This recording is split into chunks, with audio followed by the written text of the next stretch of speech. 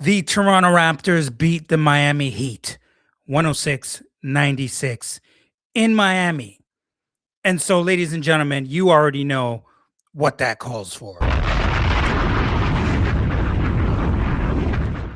Now, I do have to mention this is one of the better Toronto wins of the season.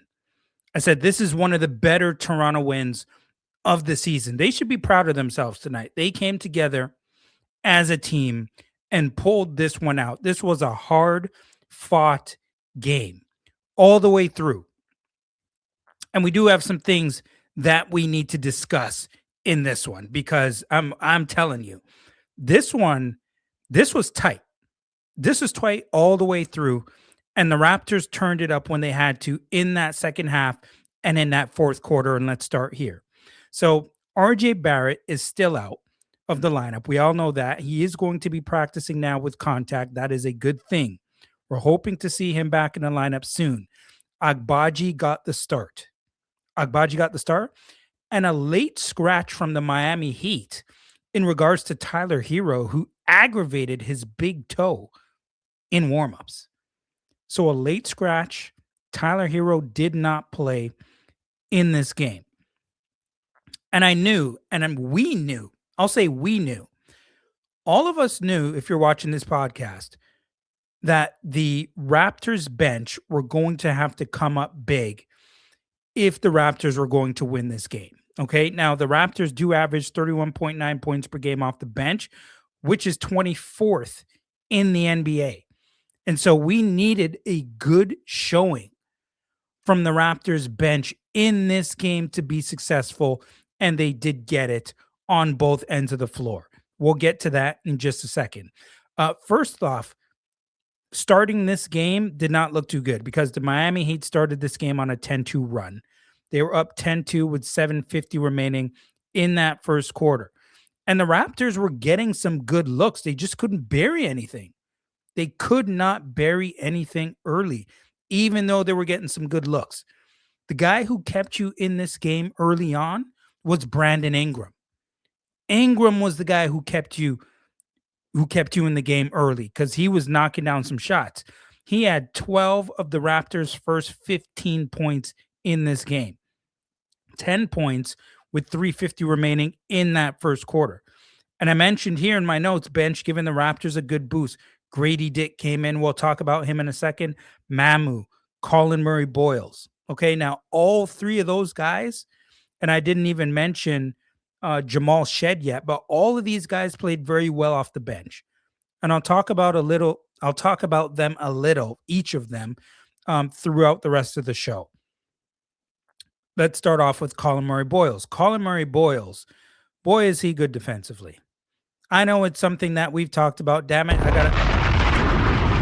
I gotta drop one for him, and I'll come back to him a little bit later on in the show. But man, is he good on defense. Is he good on defense? He can move his feet. He knows how to use his body as well defensively. He's tough. He's a strong cat for a rookie. You can't move him. You cannot move him. At least I'll say you can't move him easily. I'll put it that way. Because the way he's able to use his body and guard different positions is key. And the Raptors are going to need that defensive capability from him down the stretch when you're trying to win games. The versatility defensively, boy, is that a must for the Raptors at this point. Grady Dick knocked down a big three to end the quarter, which is a very good sign from Grady Dick because we saw Grady Dick in this game get to double figures. I'm going to drop one for him as well. He played 15 minutes in this game. He had 10 points. He was 4 of 9 from the field, 2 of 5 from three-point range in this game. Gave you 2 steals as well. Grady Dick did his thing. And if he can continue to find that confidence and just give it everything he has when he's out there, he's got to make shots. Yes, we know that about Grady Dick. Obviously, we want to see him make shots. But from a defensive standpoint, get into those passing lanes. Be physical. Be aggressive defensively. Don't cheat and gamble all the time. Play straight up. Make sure you're closing out on shots. Make sure you're defending guys off the dribble. If he can do those things, play defense, communicate, play help defense, he'll be all right out there. The shots are going to come. You start doing good things defensively, it'll translate to your offensive game. You can get some momentum from doing good things on the defensive end. That's how you're going to stay on the floor as well. What you're doing on defense. After that first quarter, Raptors take the lead. They go up 23-22. Can you tell I'm amped? Can you tell I'm amped? I'm ballsy. I don't take no shit from anyone. I smoke my stogie anywhere I want. Now, here's the thing. So the second quarter starts, right? And the Raptors had a bit of momentum going into that second quarter. All of a sudden, Miami just comes out on a 14-0 run. You heard that correct? 14-0 run. In a 14-0 run in 3 minutes. In 3 minutes. 8:48 remaining in that second quarter. And these guys are on a 14-0 run. And Brandon Ingram played the entire first quarter, by the way. The entire first quarter. He played well in this game. 28 points, 9 of 19 from the field, 5 of 7 from three-point range. Circle that number, because there are a lot of games where he doesn't necessarily shoot well from three-point range. He goes into mid-range territory. 5 of 7 from three-point range, 5 of 5 from the free throw line, gave you 5 rebounds, gave you 5 assists, did turn it over 4 times, which is okay. Still got to work through that because they were throwing double teams at his ass. We'll get into that. Gave you a block as well. And so Brandon Ingram, damn it. Come on. Did I drop one for him already? Did I drop one? If I did, I can't remember, but damn it, I'll just drop another one right there. The Raptors look pretty good offensively when they move the ball. When the Raptors move the basketball, they look good. 33 assists in this game to Miami's 20 assists in this game. That is important. Because when the Raptors do not move the ball and they get into isolation basketball, that's when turnovers happen. That's when mistakes happen. You got to move the ball. You got to have somebody to break down the defense. And a lot of the time, even down the stretch in this game, we saw it again with Darko playing the 2 point guards. He's playing Shed and quickly. And honestly, damn it, it works. And it's good to have 2 ball handlers out there at times. It really, really is. And the turnovers, though. The turnovers. The Raptors, very lucky to get out of this with the W with 21 turnovers in this game. Miami did have 19 at the same time. But damn it, some of these turnovers are just horrific. Just bad, nonsensical passes. Bad passes. That has to be cut out. You have to fix that issue. You cannot go out there with good teams getting 21 turnovers. It just can't happen. And the Raptors at the half, okay, 52-46 Miami. Miami was plus 10 in the rebounding category, 31-21 at the half. Ingram had 18 points, 2 rebounds, and he was the only player in double figures at the half in regards to scoring. Now, listen to this number. This is pretty crazy. So in the first half, Jamal Shed was a plus 17 when he was on the court in 10 minutes. A plus 17. And when he was off the court, the team was a minus 25. A minus 25. And his numbers in this game, 23 minutes, he had 8 points, 3 of 9 from the field, 2 of 6 from three-point range, gave you 10 assists, circle that number, 3 rebounds, only 1 turnover, gave you a block as well, and also got some offensive fouls on him just from being all up on the defense, frustrating them. Dude's running him over. Jamal Shed, damn it, let's drop one. Gotta drop one for him. Jamal Shed, I like him. The dude can play. And when he gives you good minutes off the bench, it changes the ball game for the Raptors. He knows what he's doing out there. Physical guy, quick, knows how to control the tempo of the game. His three-point shot is getting better, doing good things defensively. I like it. I like what I'm seeing from him. Now, I did mention to you Brandon Ingram, right? 9 and 19 from the field, but gave you 28 points. He was the one keeping you in the game early on. Brandon Ingram, they were throwing the double team at him in that third quarter. They were throwing it at him, but he was still scoring. He was knocking down shots from everywhere. With 5:45 remaining in that third quarter, Brandon Ingram already had 23 points. And there was a play. I'm going back to Colin Murray Boyles now. Remember, I told you I was going to get back to him? There was a play where he was guarding Bam Adebayo. And Bam Adebayo, he had the ball. He was close to the baseline, just inside the three-point line on the left side of the court. And he was going one-on-one against Colin Murray Boyles and gave him a jab pump fake. And of course, Colin Murray Boyles did bite on it. And Bam was going to the basket, ready for a two-hand dunk. And Colin Murray Boyles rose up and swat his ass. Thing of beauty. Just an absolute thing of beauty. And Colin Murray Boyles, boy, I'm telling you, it's like a broken record. What he can do defensively, moving his feet and recover after Bam Adebayo beat him to the rim. That was a thing of beauty. 9-0 run, though, to close out that quarter. In that last 1 minute and 30 seconds, there's 35 seconds remaining when that 9-0 run was happening in that third quarter. And the Raptors were a little baffled by a zone that Miami put on. It was a 1-2-2 zone, but they didn't have anybody in the middle. So they were kind of passing it around, getting bad shots up, turning the ball over, and it just did not look good to finish that third quarter. And when you looked at the free throw numbers at the end of the third quarter, it was 77-74 Miami, so they had a 3-point lead at the end of three. But then when I was looking at the free throws, Miami was 14 of 19, and the Raptors were 5 of 7, which tells me you're not being aggressive enough going to the basket. I want to see the Raptors breaking down that D and have guys slide into that dunker spot and trying to get some free throws, easy points.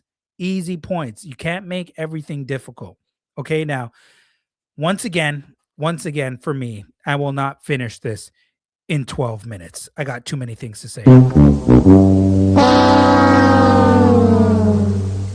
But that's completely okay. I'm having too much fun right now to do this in 12 minutes. Maybe I should get rid of that big 12. I am the fifth quarter. I should get rid of that big 12 on the thumbnails on the YouTube. But let's head in to the fourth quarter, because this right here is where a lot of the action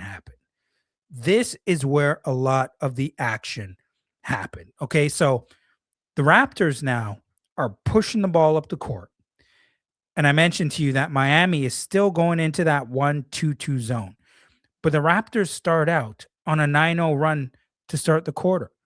And Mamu as well had some good minutes in this game. He played 19 minutes. He was 4 of 9 from the field. He had 11 points, 2 of 5 from three-point range, 7 rebounds in this game with 2 steals. And one thing that I realized about Mamu's game that I like is that he's good going to the basket and finishing with his offhand. He's a lefty.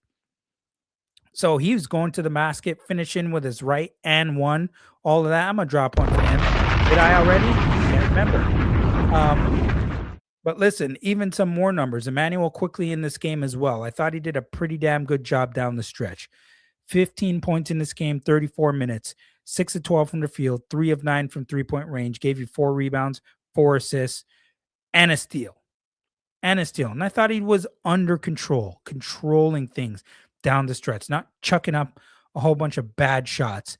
He played well down the stretch. Jakob Poeltl was, he did well down the stretch. 29 minutes in this game, 8 points, 4-6 from the field, efficient, not getting up bad shots, which is good. 8 rebounds, 2 assists, and a block in this game. Okay. Where am I? Where am I? Okay. 86-81 now with 9 minutes remaining in that fourth quarter. It was the biggest lead of the game up until that point. The lead now grows on a Jamal Shed three, where he got the ball from, I believe it was Emmanuel quickly.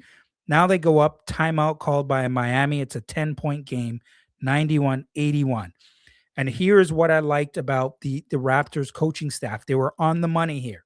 Okay.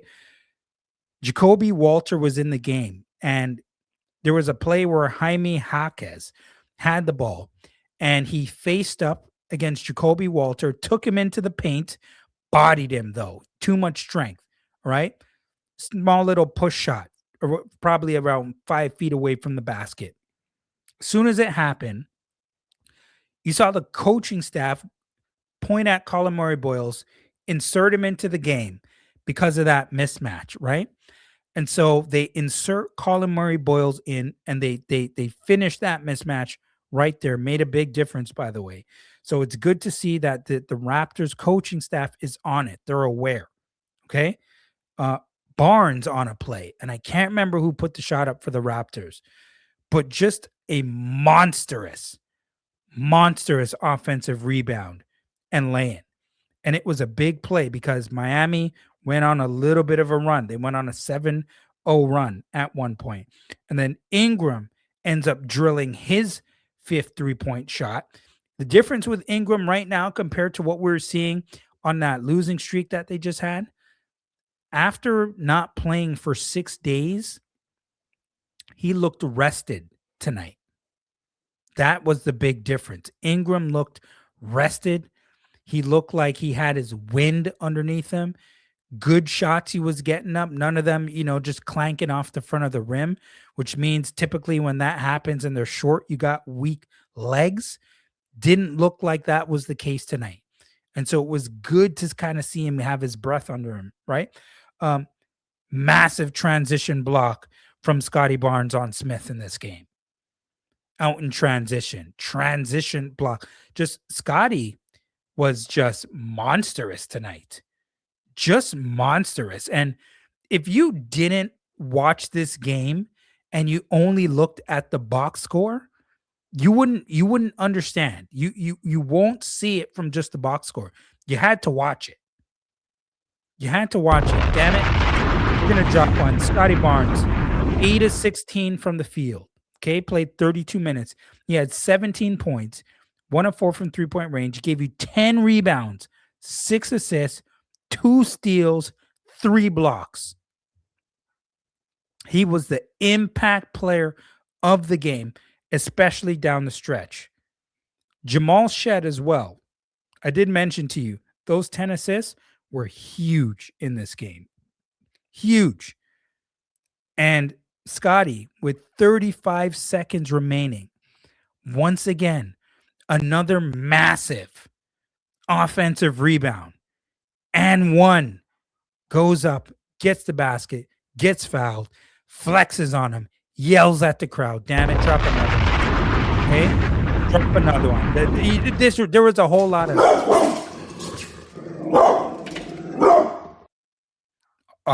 of dog tonight. A whole lot of dog tonight. That was a great win from the Raptors, and one that they needed. They got some confidence again there with that win. And hopefully they can continue to build some momentum from this win. Damn good win if you are the Toronto Raptors, and they should 100% be proud of this win. At Mike Roach 7 on IG, at Mike Roach 23 on X. Make sure you follow, like, subscribe, and share the podcast. Thank you all for your love and support. Make sure you get down in the comments if there's anything that I missed or anything that you want to talk about or touch on in regards to this game, and anything that you want to touch on talking about the Toronto Raptors, what you like, what you dislike, and anything you possibly want me to discuss on one of the next podcasts coming up. If you haven't already done so, go check out some of the latest episodes that I've done. Sherman Hamilton, also Nikhil Alexander Walker from the Atlanta Hawks. If you have not seen that interview as well, make sure you hit my page and go check out that interview. I did that a few days ago. So this is the Mike Roach Podcast. Until the next one, I'm out.